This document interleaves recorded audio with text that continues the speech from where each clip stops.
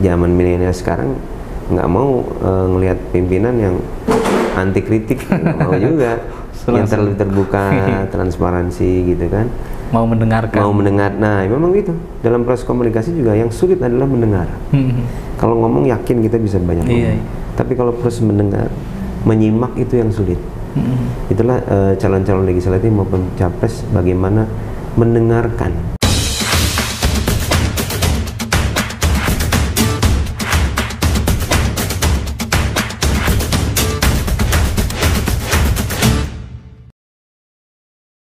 Assalamualaikum warahmatullahi wabarakatuh, Sobat Kabar Banten, bertemu lagi bersama saya Irfan Muntaha. Kali ini kita akan bersama membahas terkait dengan penyelenggaraan pemilihan umum atau pemilu di tahun 2024 mendatang.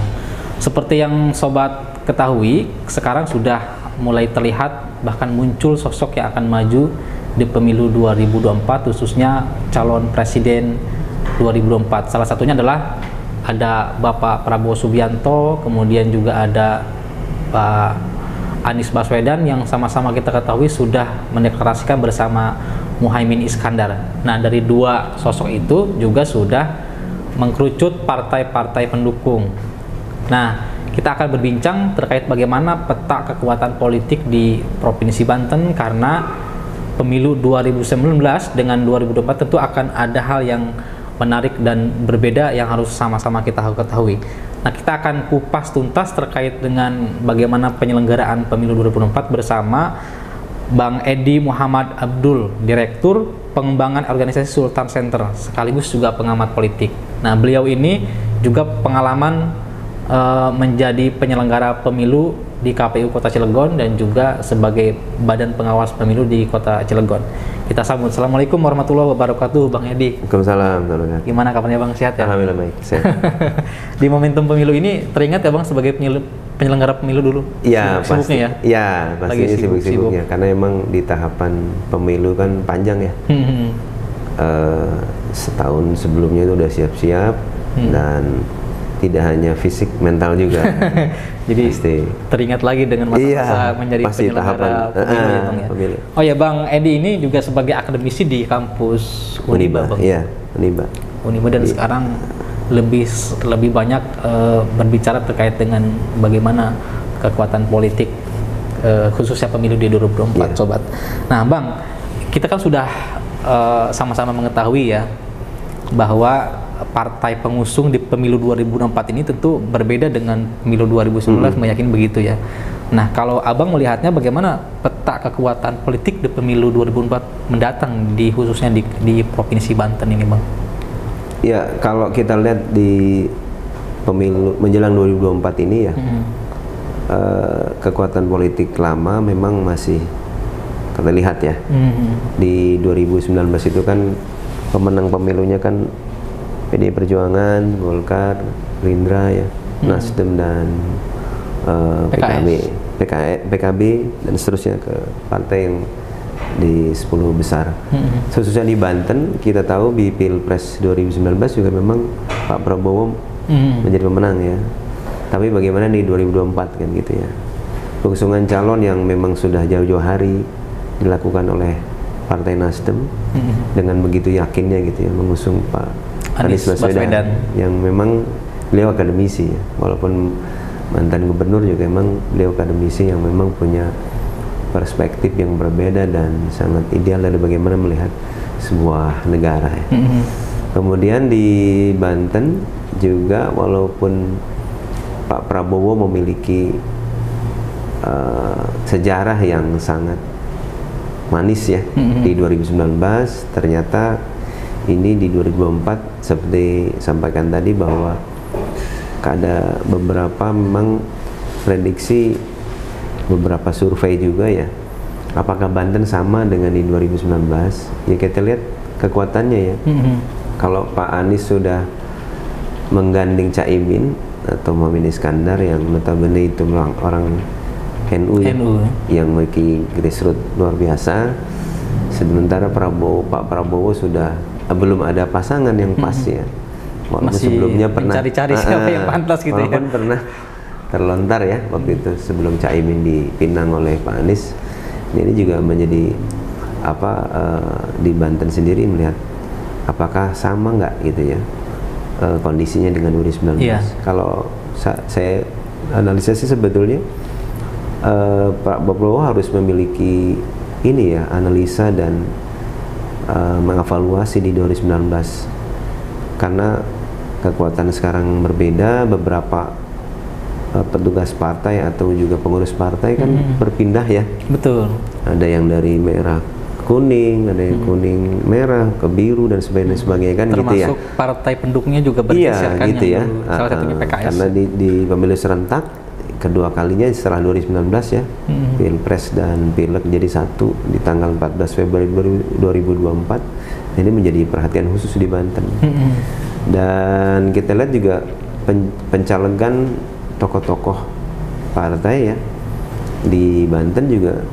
Kalau kita lihat di legislatif untuk DPR RI ya, dapil 1, 2, dan 3 ini luar biasa memang, petahana maupun para tokoh baru yang memiliki kekuatan besar ya, peluangnya besar. Nah ini sebetulnya partai politik harus melihat ketokohan ya untuk di Banten. Begitu juga dengan bisa nggak partai itu, mesin partai bekerja ya. Jadi tugas berat buat Pak Prabowo ya di Gerindra untuk mengulang sejarah manisnya di ya Provinsi Banten. Di Provinsi Banten karena berubah mungkin. Artinya dengan perubahan yang sudah terjadi begitu, sudah nampak sekarang, karena tadi beberapa tokoh yang pendukungnya Pak Prabowo kan sudah bergeser ya. Kita sebut misalkan di Kabupaten Pandeglang kan Pak Dimyati itu di partai beliau sebelum sekarang ke PKS. Ya dulu kan masih ya, sekarang kalau PKS kan otomatis ke Pak Anies ya. Nah, Pak Dimyati sendiri aja punya saingan dengan anaknya ya. Anaknya berbeda partai. Iya, ada yang di Demokrat, ada yang di PKB. Nah itu juga sama, harus ya kerja berat sebetulnya ya. Kalau bicara di Banten berubah gitu ya. Contoh misalnya Pak Ridwan Kamil pindah ke kuning gitu kan. Kemudian Pak Sandi Uno ke hijau gitu ya. Nah ini karena kalau Banten bicaranya terdekat dengan lokasinya dengan ibu kota Jakarta.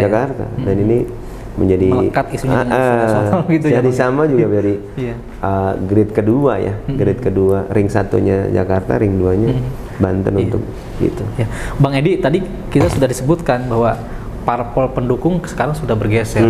Salah satunya misalkan parpol pendukung Pak Prabowo dulu, misalkan PKS, sekarang sudah bergeser ke Pak Anies begitu.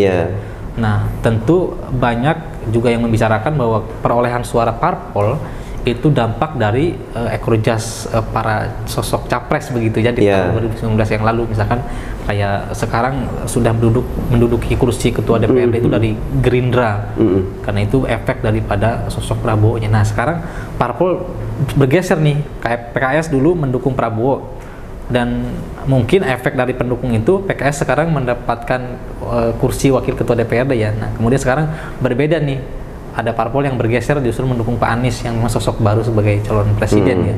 Nah apakah perolehan suara parpol begitu di tahun 2024 ini akan bergeser jauh begitu dengan perolehan kursi di 2019 gitu, perolehan suara ya Bang?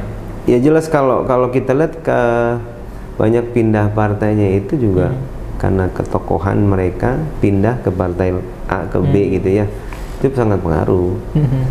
Karena bicara budaya politik di kita kan sudah bergeser dari budaya politik itu kan ada tiga tipe budaya politik. Pertama parokial, yang memang itu pengiringan masa tuh bagaimana pimpinan gitu ya, ketokohan pimpinan. Misalnya kepala suku A ya tinggal ini aja kan, mengiring saja masanya.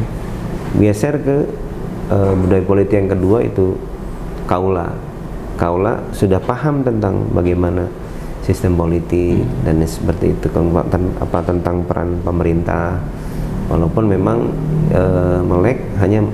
sudah melek tentang politik, tapi memang tidak semuanya kemudian seperti partisipan.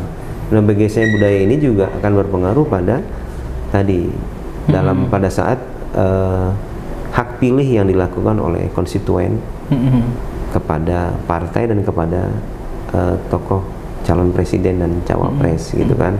Nah ini akan mengaruh di Banten ini kan semakin kesini karena revolusi industri di dalam digital ya, digital eranya digital ini juga peran penting dalam hal bagaimana para calon presiden maupun tokoh calon legislatif ini dia bisa visioner dalam artian menyampaikan ide-ide gagasan, karena kecenderungannya biasanya orang Indonesia itu memang ingin idola baru, tapi idola baru memang yang layak jual ya, jadi kansnya besar, peluangnya besar dengan perubahan, dan ini gaya-gaya konservatif lama itu akan ditinggalkan oleh para pemilih pemula lumayan ya sekarang.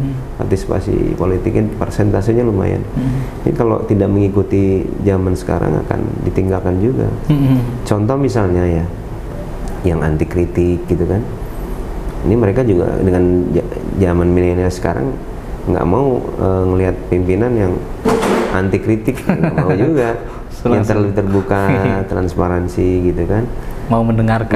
Nah memang gitu, dalam proses komunikasi juga yang sulit adalah mendengar. Kalau ngomong yakin kita bisa banyak ngomong, tapi kalau proses mendengar, menyimak itu yang sulit. Itulah calon-calon legislatif maupun capres bagaimana mendengarkan, karena utamanya adalah ya itu dari para pemilih ya, dari konstituen. Kalau sudah mengambil simpati dari pemilih, ya insya Allah pemimpin tersebut bisa berhasil ya. Jangankan artinya dipush ya secara masif, tidak pun kalau sudah tertarik pemilih itu akan dengan sendirinya, malah kalau di marketing dengan sendirinya dia akhirnya menularkan itu gairah positifnya ke pemilih lain gitu. Dengan cepatnya. Iya, walaupun tanpa ada embel-embel apapun kayak gitu ya. Karena ini penting gitu ya. Makanya disebut ketokohan ya di politik itu penting. Ya betul, memang harus ada pencitraan, betul. Tapi pencitraan tersebut kemudian dikemas dengan baik, artinya dengan apa? Implementasi dengan bukti nyata ya. Tidak hanya janji politik, tapi dia contoh kita menasihati sesuatu hal yang baik tanpa kita berikan contoh, ya kan kita para pemilih nggak akan mau juga, oh ini cuma nyuruh gitu ya, tanpa berbuat gitu ya. Tapi kalau sudah membuat sebuah keputusan kemudian dia juga terjun, nah itu pasti masyarakat juga kan. Jadi orang akan manut kepada tokoh yang memang memberikan contoh ya. Iya, contoh yang baik dan memang dilakukan gitu, tidak hanya sekedar ngomong. Itu tadi. Jadi kalau ada tokoh yang promosikan di antara 3 calon presiden, antara Pak Ganjar, kemudian ada Pak Prabowo, kemudian Pak Anies. Dari 3 ini kan memang wajah baru yang belum pernah menjabat sebagai presiden ya. Bukan petahana ya. Karena Pak Jokowi memang sudah jadi, tapi dari 3 sosok ini ada yang dicontohkan ya, karena memang Pak Prabowo sebagai menteri ya, kemudian Pak Ganjar pernah menjadi gubernur Pak Anies, Jawa Pak Ganjar ya. Juga sama Pak Anies sebagai pernah menjadi gubernur DKI Jakarta begitu. Nah Bang, tadi bicara ketokohan, kan kita tahu sekarang tokoh-tokoh politik khususnya di Banten juga bergeser nih, kayak misalkan Pak Wahidin dulu kan Demokrat, sekarang bergeser ke Nasdem, bahkan nyalek sebagai caleg DPR RI. Kemudian Pak Dimyati, Pak Dimyati dulu di partai P3 ya, kemudian sekarang pindah ke PKS gitu. Dulu kalau tidak salah P3 itu bukan mendukung tidak berkoalisi dengan PKS, sekarang beda. Kemudian ada lagi Pak di Lebak, saya lihat misalkan dulu ketokohan Mulyadi Jayabaya itu kan sangat santer sekali dibicarakan begitu. Nah sekarang ketokohannya berpindah terhadap Iti Oktavia Jayabaya yang notabene adalah Demokrat begitu.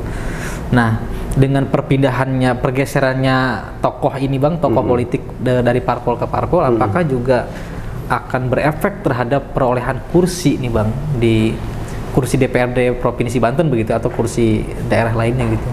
Iya, karena memang akulturasi budaya ya, kita ini masyarakat Banten yang punya kultur sangat berbeda ya. Dulu punya kerajaan Banten dan berkembang sampai sekarang ini kan lebih heterogen ya di Banten, tidak homogen lagi, hingga tadi pengaruh ketokohan tadi bergesernya orang-orang pindah dari partai A ke yang lain, ke B gitu kan, ini juga akan mempengaruhi perolehan kursi. Begitu juga dalam hal nanti pilpres ya. Jadi dari tiga tokoh tadi kan, ini mereka semua punya basic massa yang kuat ya. Pak Anies, terus Pak Ganjar, Pak Prabowo gitu ya. Dan Pak Prabowo dari ketiga ini memang karena pernah menjadi capres gitu ya di tahun 2019, jadi mengalami bagaimana dia suka dukanya jadi capres ya. Sementara yang jatuh bangunnya. Sementara yang dua kan ini hanya gubernur ya, belum pernah capres gitu. Nah ini Prabowo diuntungkan itu cuma hanya saja tadi kalau mesin partai tidak bergerak. Pada saat di 2019 kita tahu Prabowo luar biasa koalisi partainya, tapi kalah dengan Pak Jokowi gemuk yang ya? hanya sedikit, gemuk. Ya, itu tergantung dari tim suksesnya ya. Betul. Karena tim sukses juga menentukan bagaimana membreakdown dari capres ke konstituen, ya kan, mengkomunikasikan apa ide-ide ya, visi misinya ya kepada konstituen, membumi atau enggak ke masyarakat khususnya Banten gitu ya. Itu di 2019 walaupun besar ternyata tidak kemudian menjadi penentu pemenang seluruh Indonesia. Itu dalam konteks politik nasional ya. Ya, di Banten sendiri kan karena tadi masih ada ketokohan, makanya beberapa wajar kalau kemudian partai-partai itu melihat ketokohan, karena di Banten masih masih dilihat dari ulama, tokoh ulama, tokoh masyarakat Bantennya, pendiri masyarakat Banten, atau dari ketokohan lainnya, misalnya dari akademisi, terutama khususnya dari yang religius ya, itu penting juga, sangat strategis di Banten. Bicara pendukung parpol nih Bang, kan 2019 juga gemuk pendukung Prabowo ya. Betul. Banyak parpol kan yang dibandingkan Pak Jokowi waktu itu. Kemudian sekarang pun sepertinya akan begitu gitu. Prabowo digadang oleh banyak parpol, sementara Pak Ganjar saat ini baru P3, PSI, PDI ya yang memang benar-benar mendukung begitu. Kemudian Pak Anies 3 partai. Nah, kemudian bicara soal suara di Banten kan Prabowo tetap menang tuh. Tapi memang di pusat secara nasional dikalkulasikan Pak Prabowo tetap kalah gitu. Apakah suara itu juga akan kembali terulang begitu, sebagaimana terulangnya gemuknya pendukung Pak Prabowo gitu Bang di tahun 2024 ini? Lagi-lagi kesolidan walaupun besar juga koalisinya menyatukan banyak kepala, tidak mengambil tidak ada link match-nya gitu ya. Agak sulit juga ya, banyak kepala kemudian tidak satu tujuan, yang satu titik yang sama-sama dipahami, frame-nya ya, mindset berpikirnya juga sulit. Jadi sekali lagi memang kesolidan networkingnya itu penting. Tidak melihat kuantitinya tapi kualitasnya ya, kualitinya ya. Jadi wajar kalau tadi pengalaman 2019 itu, sehingga siapapun capresnya akan melihat pemilu sebelumnya kan. Apalagi kalau di Banten tadi, kalau Banten masih ada tokoh-tokoh yang memang berpengaruh di Banten, otomatis partai politik juga melihat ke sana, ketokohan untuk masyarakat Banten yang masih ada tadi, jawaranya, ulamanya, akademisinya gitu ya, seperti itu. Lengkap di Banten. Ya, itu memang yang berbeda di Banten. Gitu. Banyak juga yang bicara Bang, sekarang kan 3 sosok yang muncul begitu sebagai calon presiden 2024 ya. Nah, ada yang mengatakan bahwa memungkinkan suara Pak Prabowo di Banten ini akan terbelah begitu. Mengingat Banten ini kan terkenal dengan kultur agama yang agamis begitu ya, yang memang melihat sosok yang terlihat religius begitu, dan sama-sama kita ketahui Pak Anies sedang naik daunnya begitu. Nah, ada yang bilang suara Pak Prabowo akan terbelah menjadi 2 gitu karena kehadiran Pak Anies. Ada yang mengatakan juga sementara suara PDIP yang sekarang ini mendukung Pak Ganjar itu akan tetap dalam posisi yang aman begitu. Menurut Abang itu gimana? Rasionalkah dengan isu itu? Ya, kalau isu kita dibuktikan dengan biasanya kan ada beberapa lembaga survei ya, melihat kita bisa aja mendesain ya isu strategisnya apa gitu ya, untuk mencoba memanipulasi atau merekayasa ya, merekayasa opini publik bisa saja. Tapi kalau bukti survei itu memang lebih valid dibanding isu tadi. Isu yang disemboskan itu bisa menjadi manuver politik bagi satu pasangan ya, seorang calon gitu kan. Nah, yang akan dibuktikan dengan tadi, lembaga survei juga pasti punya lah indikator-indikator untuk bagaimana ya yang objektif ya. Karena sekarang lembaga survei banyak.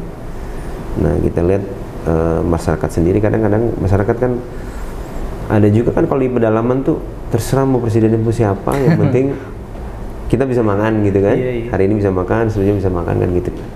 Cuma kan kalau bicara sekarang, bicara era digital, tidak bisa informasi yang bisa ditutupi. Semua cepat nyampainya. Masyarakat tapi gitu juga untuk masyarakat maju, contohnya di Jepang, di Amerika, ya memang punya perbedaan ya. Mereka yang punya lebih sejahtera masyarakatnya, malah partisipasi politiknya sedikit dibanding Indonesia yang sangat majemuk ya, sangat heterogen. Nah, itulah perbedaan. Khususnya di Banten tadi, prediksi tadi, kalau saya lihat isu ya boleh aja lah, tapi tidak kemudian menjadi patokan ya, karena lagi-lagi politik dinamis, bisa berubah sekian menit. Contohnya tadi aja, Cak Emin yang tadinya dekat dengan Prabowo, kemudian akhirnya tiba-tiba.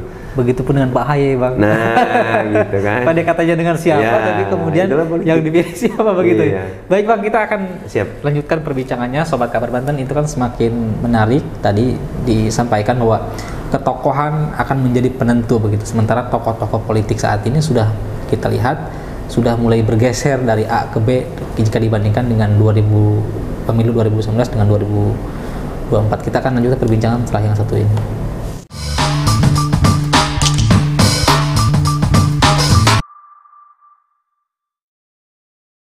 Sobat Kabar Banten, kita masih berbincang bersama Bang Edi Muhammad Abduh, pengamat politik. Juga ternyata Bang Abduh ini pengurus PSSI Provinsi Banten ya, Bang? Provinsi Banten. Jadi taktik politik disamakan dengan taktik bagaimana sepak bola gitu, Bang. Ya, Bang, kita tadi sudah berbicara soal Pilpres ya, dampak terhadap kekuatan partai di Provinsi Banten. Nah, kita sekarang agak bergeser di Bang, karena tadi kan sudah dibahas bahwa pergeseran tokoh politik itu akan berpengaruh juga terhadap perolehan suara begitu, Bang. Nah, seperti yang kita ketahui di tahun 2019 itu Partai Gerakan Indonesia Raya atau Gerindra itu mendapatkan kursi paling banyak nih di caleg DPRD Provinsi Banten, kemudian juga disusul oleh PDIP, Golkar, PKS, dan satu lagi itu PDI ya tadi ya sudah disebutkan ya. Nah, apakah juga di tahun 2024 mendatang begitu akan terjadi hal yang sama atau memang akan ada pergeseran begitu, Bang? Iya, di 2019 itu kan 16 kursi ya Gerindra ya,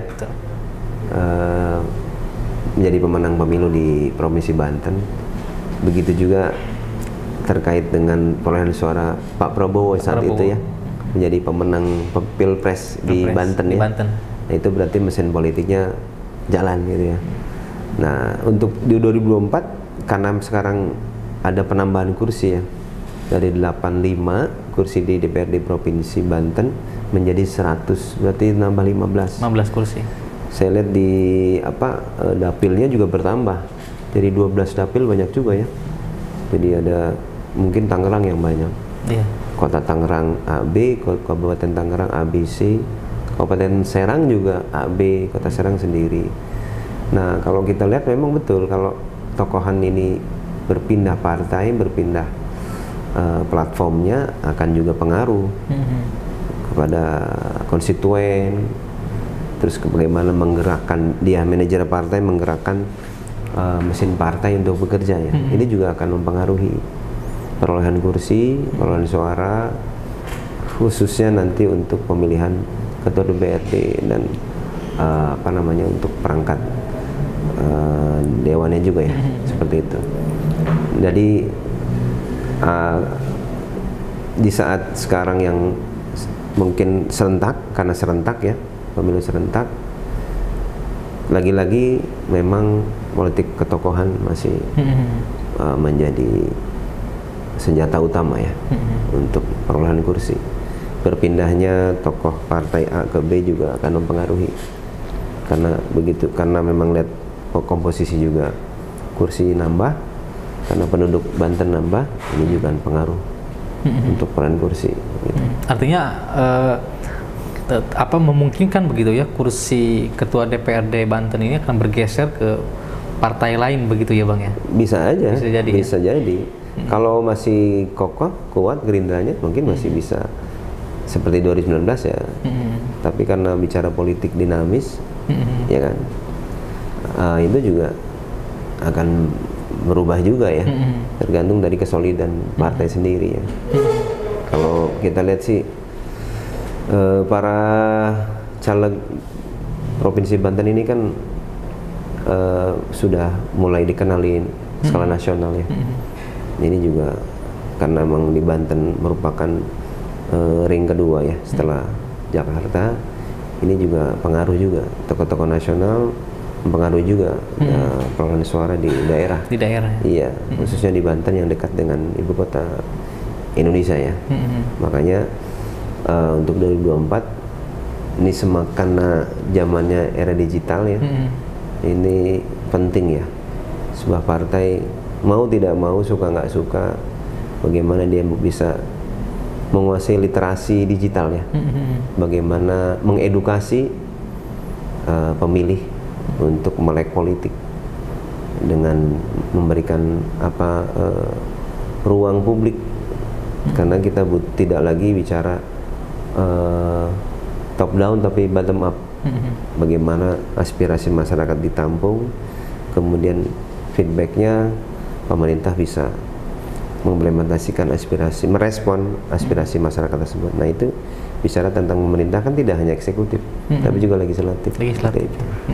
Atau jangan-jangan karena sudah era digital begitu, jangan-jangan orang yang melek digital itu yang menjadi penentu kemenangan suara di parpol gitu ya. Ya, karena memang ya kalau bicara pencitraan memang ada harus ya. Contoh misalnya gini ya, seorang Rano Karno ya, yang kita tahu artis film, kemudian sinetron ya, itu memang dia kebetulan tokoh dari semenjak saya kecil ya, itu tokoh yang protagonis itu antagonis, ternyata pengaruh juga, walaupun sebetulnya kan tidak sama dengan kehidupan nyatanya, tapi ternyata masyarakat kita memang kadang-kadang terpengaruh juga ya. Itu tadi bicara pencitraan memang pasti ada lah, harus.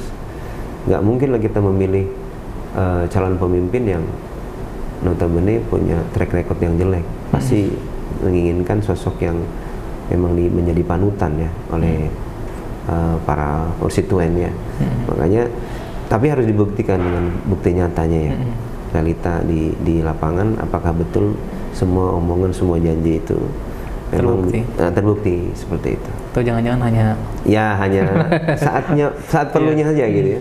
Bang, bicara soal kekuasaan partai yang menguasai kursi DPRD Provinsi Banten, kita kan sudah sama tahu dulu itu PDI Perjuangan ya yang menduduki jabatan Ketua DPRD Provinsi Banten, kemudian sekarang Gerindra.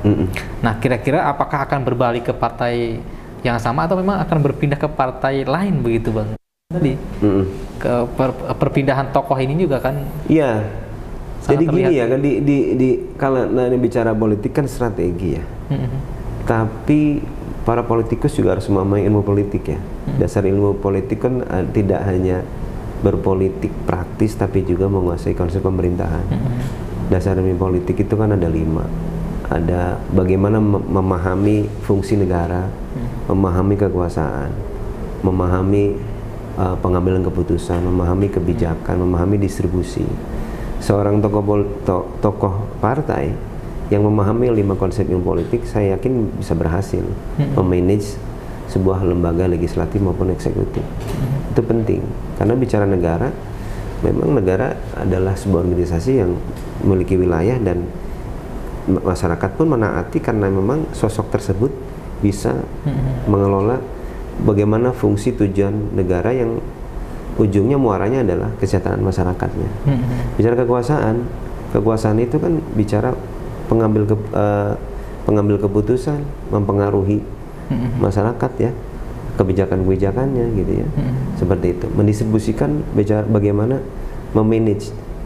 Ketua DPRD punya wakil, punya fraksi, punya komisi, itu bisa memanage, membagi habis tugas yang ada. Bicara wali kota, bupati atau gubernur pun sama. Bicara apalagi presiden, punya menteri-menteri pembantu presiden yang memiliki keahlian masing-masing. Itu kalau 5 konsep itu diterapkan, saya yakin itu bisa menjadi partai itu besar karena pemenang gitu. Jadi kalau prediksi tadi, ya dinamis bisa jadi, tergantung dari manpowernya ya, tergantung dari SDM-nya. Bisa nggak memanage sebuah partai untuk bisa menguasai konstituen dengan memang tahapan tadi, perencanaan yang matang dan pelaksanaan secara evaluasi yang dilakukan gitu. Gitu.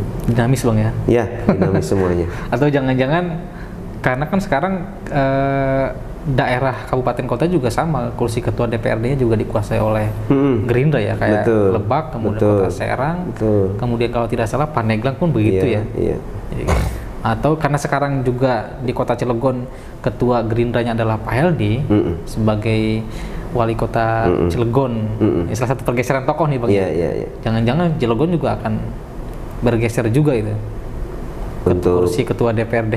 Ya tadi nanti kita lihat di pemenang pemilu di Cilegon siapa, kemudian tokohan kita lihat ya sosoknya siapa yang bisa memanage ya, mengelola lembaga pemerintahan, karena itu sudah menjadi ya penyambung lidah masyarakat ya, mengimplementasi program-program pemerintah yang memang bisa mendengar aspirasi masyarakat, siapapun tokohnya, gitu ya. Pak Wali yang sekarang jadi ketua Gerindra, kalau masih bisa ya merespon masyarakat, Gerindra masih memungkinkan bisa menguasai kursi itu.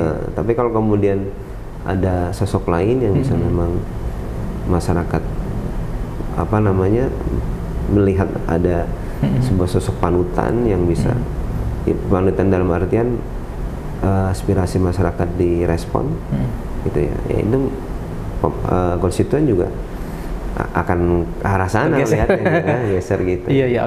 Artinya berarti akan semakin dinamis ya Bang ya di pemilu 2024 ini dalam politik kan kursi. Tidak ada, katanya kan tidak ada teman sejati dan nggak ada musuh abadi, yang ada hanya kepentingan kan gitu. Kan gitu ya. Sobat Kabar Banten juga pasti sudah mencatat. Siapa sebenarnya yang perlu dipilih dan tadi karena perlu contoh bukti untuk mempertahankan agar konsisten untuk tetap pemilih begitu. Ada lagi yang menarik nih Bang soal bicara pileg ya. Hampir di seluruh kepala daerah kabupaten kota sekarang memasang anggota keluarga intinya untuk maju sebagai caleg. Betul. Misalkan di Bupati Kabupaten Lebak, Ibu Iti suaminya maju menjadi calon DPD RI. Kemudian di Kota Serang Pak Saprudin sebagai wali kota Serang juga dua anaknya juga menjadi caleg DPRD. Betul. Kemudian begitupun di Cilegon, wali kota dan wakil wali kota juga sama memasang anggota keluarga itu menjadi caleg. Nah ini sebenarnya apakah untuk mewariskan kekuasaan atau hobi politik begitu, atau ada misi-misi lain nih Bang? Ya memang kalau ada yang buat dinasti politik ya, selagi punya kemampuan potensial ya tidak masalah, ya karena memang kan karir politik itu semakin jelas di era otonomi daerah sampai sekarang ya, karena itu terbuka siapapun ya. Beda dengan kita bukan negara kerajaan yang kalau negara kerajaan kita nggak punya nih nggak punya peluang menjadi legislatif, apalagi bicara pemimpin daerah atau pemimpin secara nasional, pemerintah Indonesia gitu ya. Tapi kalau karena bicara demokrasi, ya semua punya peluang. Walaupun tadi kebetulan anaknya Pak Wali, anaknya Pak Bupati atau siapapun, selagi mampu secara sumber daya manusia yang mumpuni, ya why not gitu. Tinggal Sah-sah sekarang saja. ya masyarakat tinggal melihat apakah kemampuannya gitu kan bisa nggak gitu ya dipercaya kalau memang menjadi calon wakil rakyat atau calon pemimpin daerahnya gitu ya. Secara potensial memang ada, ya kenapa enggak gitu ya. Kalaupun memang kebetulan memang terlahir menjadi anak pemimpin gitu ya, itu sebetulnya jelas lah seorang keluarga pasti menginginkan ya. Ada yang regenerasi meneruskan titah itunya ya. Tapi lagi-lagi tinggal bagaimana masyarakat melihat melek politik secara objektif. Apa sosok tersebut layak atau tidak, terlepas dia anak pejabat atau bukan gitu. Seperti Tapi kalau bicara soal peluang, sangat pasti berpeluang dia kah? diuntungkan karena kebetulan Diuntungkan, anak dari pemimpin daerah ya.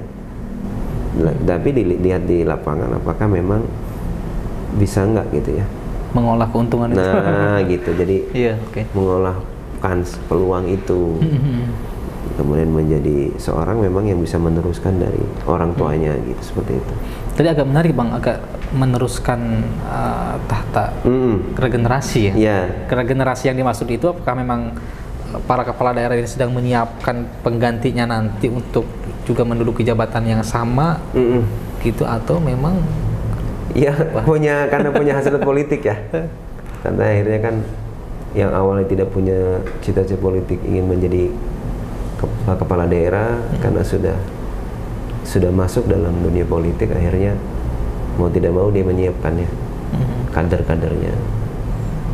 Terlepas apalagi bicara di internal keluarganya ya, dia juga akan menyiapkan banyak kok, memang tidak hanya di Banten ya, di beberapa daerah lain pun sama ya menyiapkan ya. Apalagi tidak hanya di dunia politik, di bidang profesi lain pun sama. Ada mungkin anaknya yang di kejaksaan, di kepolisian, di TNI. Itu kan memang cita-cita keluarga ya. Nah, lagi-lagi dikembalikan ke konstituen, ke pemilih ya.